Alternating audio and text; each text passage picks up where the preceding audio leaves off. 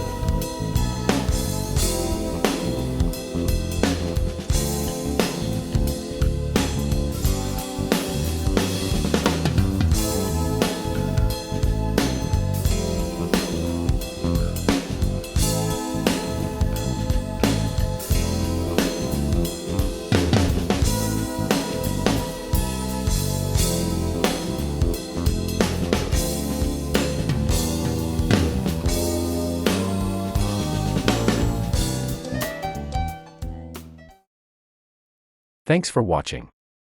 If you enjoyed this video and want to see more like it, please like and subscribe. If you tried any of these recipes, I'd like to hear your thoughts, so please leave them in the comments section below. And to avoid missing out on new videos, please click the notifications bell. Have a great day.